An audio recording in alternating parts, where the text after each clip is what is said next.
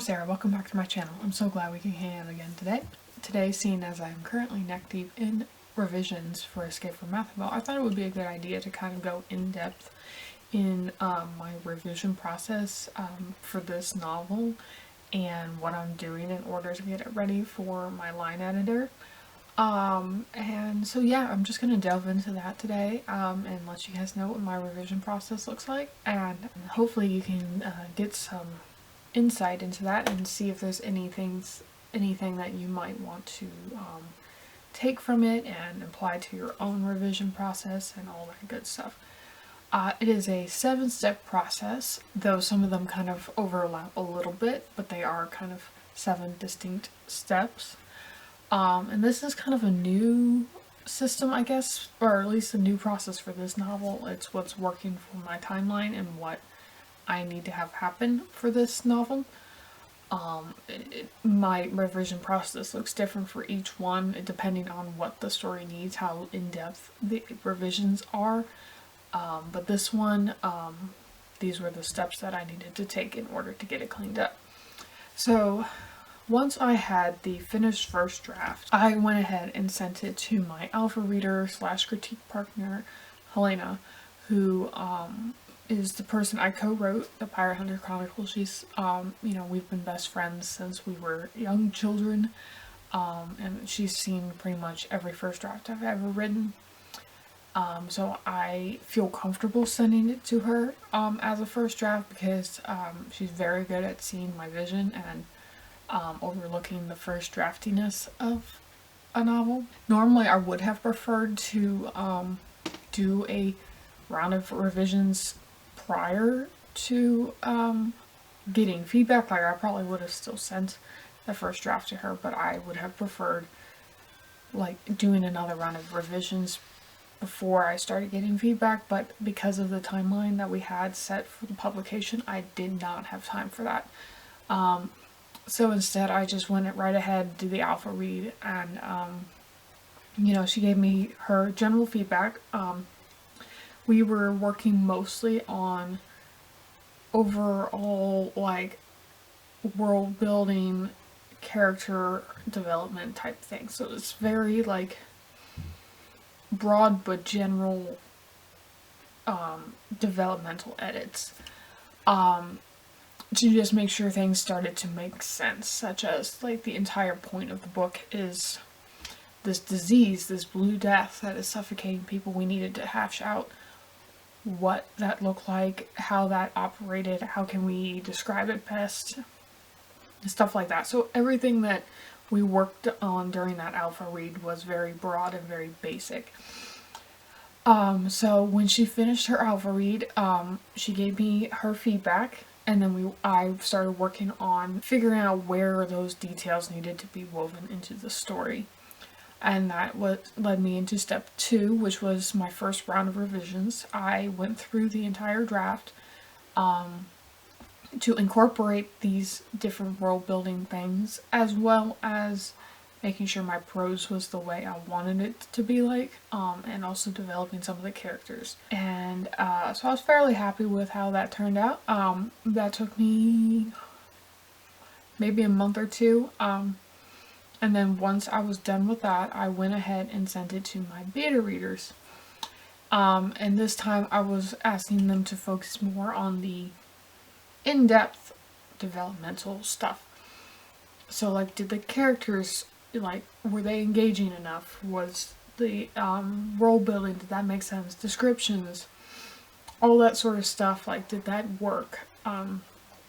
Like, did things make sense structurally? So they went through, they had about a month to do the beta read, and they left inline comments as well as feedback through some feedback forms that I had linked throughout the document. I got that idea from Bethany Abazada. She has a video on her beta reading process, and that was part of it, was that she would leave Google Forms linked throughout the document where her beta readers could leave more in-depth feedback on specific parts of the story. So I had certain questions that I was asking my beta readers to answer and keep an eye out for, and that enabled them to give me some really good solid feedback that I was able to use to make the story better. So once I had a general idea of what my beta readers were saying about the book, what made sense, what didn't, what needed work, I was able to go on to the next step, which was to re-outline my story and really figure out, okay, what scenes need to go, what stuff needs to change, what scenes need to be added, what characteristics should I add to my, characters that aren't working right at the moment. I find it very helpful to have an outline for all of my revisions because that helps me, because I do chapter by chapter. That's just how I work. I prefer going chapter by chapter rather than broad brushstrokes, because by the time I get to the end, I am tired. I don't care as much, and I tend to be very lazy. So if I do a chapter by chapter outline, I am less likely to feel like I can cross something off unless I've accomplished what I said that chapter needed to do.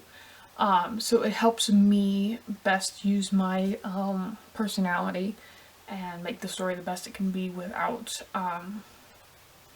skimping. So I went ahead and I made that outline. I brainstormed with Helena to work out any parts that were super sticky, and just I couldn't figure out on my own. We brainstormed a lot of stuff that really made the story grow, and it was really awesome. So then after that is done, I move on to my next round of revisions, and I go through and I revise or rewrite entirely parts based off of that feedback and what my plan was through that outlining process. And I go through, I revise the entire thing. Well, I revise, and while I'm revising, I send the revised chapters to Helena, who then reads them and leaves more inline comments for developmental purposes. And then if anything like major pops up, she will let me know, and we can talk through those things and figure out what needs to change. These are where it starts overlapping. I revise, I send the chapters over to her, she reads them, leaves the feedback, and then I re-revise those chapters based off of her feedback. So basically I'm doing 2 rounds of revisions in one. And again, this is because of the timeline I have for publishing. I normally would prefer them to be separate, but I am not able to do that right at the moment, so we're doing it simultaneously, which actually is fine because overall I think the story is much stronger, and I'm very excited about how it's turning out, and I think that this will make it ready to go for my line editor. I'm very excited about that process. This will be my first time working with a line editor for a full-length project. I've worked with them for flash fiction. I've worked with Havoc and their editors with some flash fiction, but this is my first time working with a full-length novel. And yeah, so I'm very excited about how the story's turning out. I think it's much stronger because of this revision process and the quality feedback I've gotten from my from Helena, from my beta readers. It's just much stronger, and I can't wait for you guys to read it. The days are ticking down. We're getting close to the release day, and yeah, it is quite exciting that I'm finally at this point with this story. It's really incredible. If you have any additional ways that you like to revise your stories, anything that works for you, like do you print it out and go line by line? What method do you guys use? Let me know down in the comments. And if you have any questions about my process and you want me to go in depth on something, please let me know. I would love to do that. Yeah, if you'd like to hang with me elsewhere, I will leave the links to my social media down below. And if you like this video, please give it a thumbs up and consider subscribing. I hope we can hang out again sometime soon, but until then, I hope you have a very blessed day. Bye!